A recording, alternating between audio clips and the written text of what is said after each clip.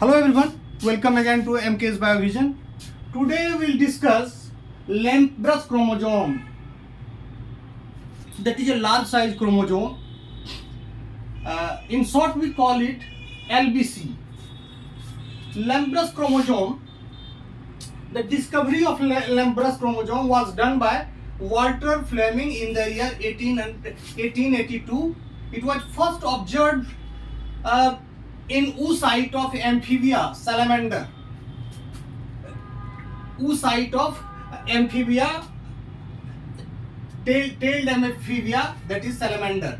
Later on LBC was seen in some invertebrates also.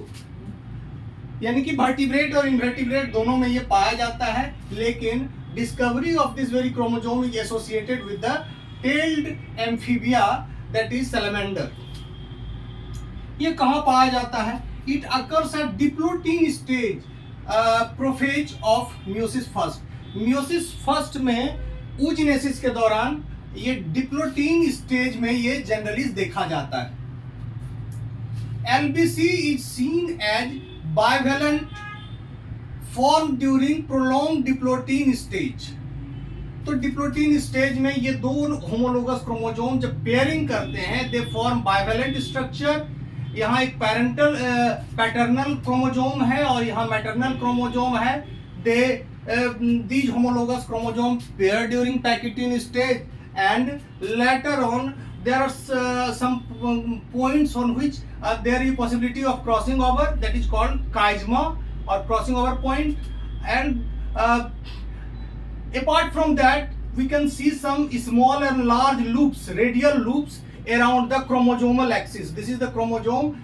There are two homologous chromosomes and radial loops are coming out of this chromosomal axis. Here we see that a single chromosome having radial loops. This appears, this gives a brush-like appearance. That is why we call it Lamprus chromosome. Lamprus chromosome हम इसलिए कहते हैं कि ये brush के जैसा दिखाई पड़ता है. LBC is seen as bivalent form during prolonged diplotin stage following pairing of homologous chromosomes.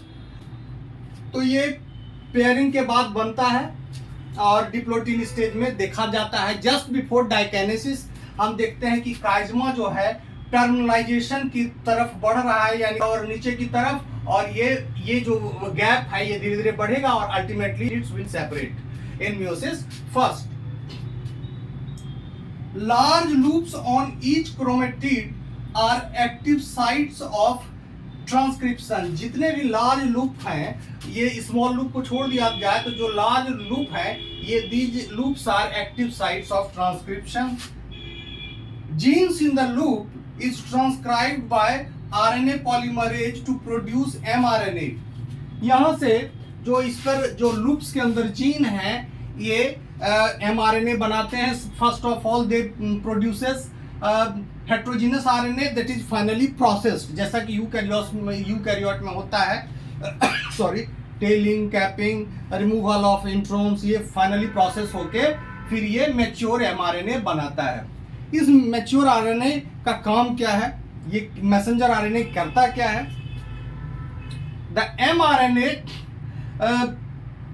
mRNA is finally translated into yolk protein. तो ये जो इसका है ये फाइनली साइटोप्लाज्म में राइबोसोम से जुड़ता है और ट्रांसलेशन इसका होता है योक प्रोटीन, इससे बनता है. Yolk synthesis is called vitellogenesis. Vitellogenesis is the process through which yolk proteins are formed. Loops are finally absorbed into chromosomal axis after the yolk synthesis is over.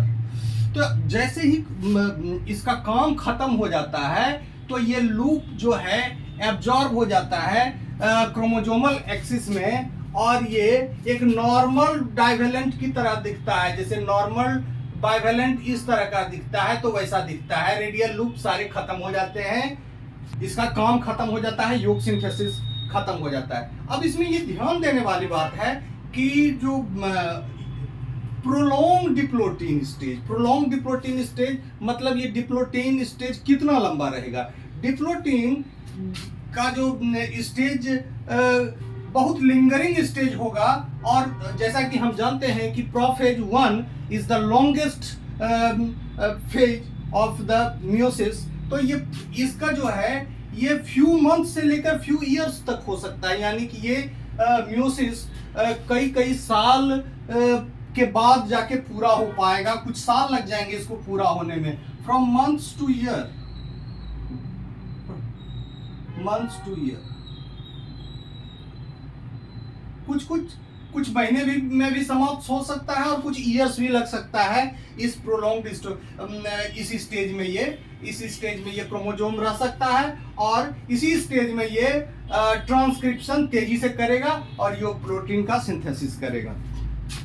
अब जब अल्ट्रा स्ट्रक्चर हम देखते हैं electron microscope के अंदर, तो हम इस रेडियल लूप का देखते हैं। तो ये जैसे रेडियल लूप में का जो की जो लंबाई होती है वो 10 माइक्रोमीटर के आसपास हो सकती है, और यहाँ हम देखते हैं कि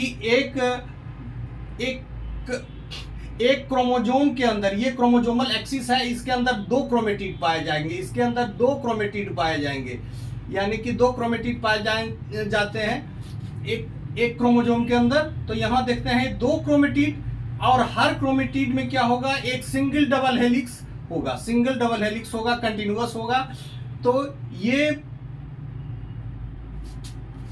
दो क्रोमेटिड है, एक क्रोमेटिड ये है और एक क्रोमेटिड ये है। ये क्रोमेटिड फाइनली, जैसा हम लोग जानते हैं, क्रोमेटिड्स का सेपरेशन कब होता है, सेंट्रोमियर का डिवीजन होता है, और मियोसिस सेकेंड में ये दोनों क्रोमेटिड सेपरेट हो जाएंगे और अलग अलग एग में वो चले जाएंगे।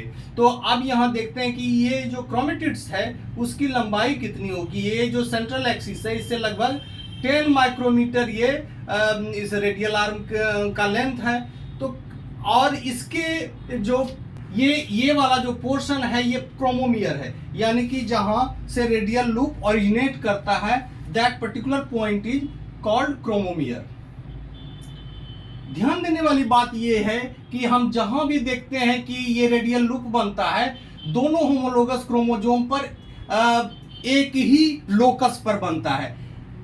देखते हैं इसका और इसका locus, pairing locus to locus होता है, और सेम लोकस पर आइडेंटिकल लूप का फॉर्मेशन होता है।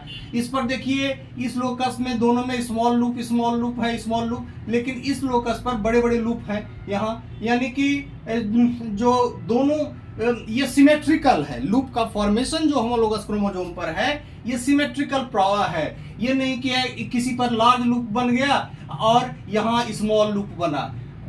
तो एक ही पॉइंट पर दोनों क्रोमोसोम पर एक ही तरह के लूप पाए जाएंगे, ये ध्यान देने वाली बात है।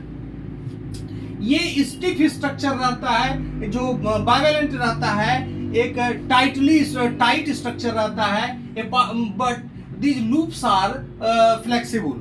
ये जो है लूप्स जो इससे बाहर निकलते हैं वो फैले हुए रहते हैं। अब देखिए ये जो लूप्स हैं इसमें क्या रहता है, अल्ट्रा स्ट्रक्चर जब हम इलेक्ट्रॉन माइक्रोस्कोप में इसको देखते हैं, this very structure can be seen in compound microscope. Large chromosome है, इसको हम कंपाउंड माइक्रोस्कोप में आसानी से देख सकते हैं, क्योंकि इसका लूप साइज माइक्रोमीटर होता है। लूप साइज देखते हैं 4 to 5 माइक्रोमीटर होता है, और इसके लूप में मैक्सिमम, इसके लूप में सबसे कम डीएनए पाए जाते हैं, 5 to 10% डीएनए पाए जाते हैं। जबकि ये इनएक्टिव रीजन है, यानी कंडेंस्ड रीजन है। Maximum DNA is found in chromosomal axis and chromomere। Only 5 to 10% DNA is found in these loops। अब देखिए इस लूप में इलेक्ट्रॉन माइक्रोस्कोप में जब हम इसका स्ट्रक्चर देखते हैं तो हम ये देखते हैं कि इसमें कई डॉट हैं। These dots are nothing but RNA polymerase है। ये क्या है, RNA पॉलीमरेज है, जो कि RNA का सिंथेसिस कर रहा है। ये RNA का सिंथेसिस कर रहा है, ये RNA पॉलीमरेज है, यूकैरियोटिक RNA पॉलीमरेज। और ये पॉलीमरेज क्या कर रहा है कि इसका ट्रांसक्राइब करा रहा है, हेट्रोजीनस RNA को बना रहा है। अब हम इसका देखते हैं what is the biological significance of this lamp brush chromosome. Biological significance of LBC lamp brush chromosome का बायोलॉजिकल सिग्निफिकेंस क्या है? तो loops appears at fixed point, therefore these loops can be used as genetic marker which can help in chromosome mapping। यानी कि chromosome mapping में इसका इस्तेमाल हो सकता है, क्योंकि loops are very symmetrical, loops are symmetrical on both the chromosome, loops are symmetrical.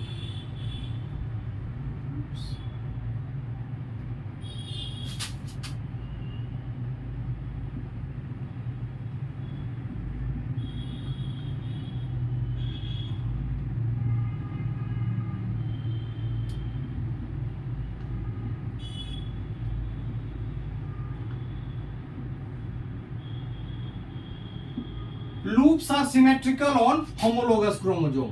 दूसरा जो इसका फायदा है, loops can help in study of gene amplification, क्योंकि बहुत तेजी से योग प्रोटीन का सिंथेसिस होता है, तो हम समझ सकते हैं कि उस पर्टिकुलर रीजन में जो जीन है उसका एक्टिविटी जो है एम्प्लीफाइड है, they are at the higher level of transcription.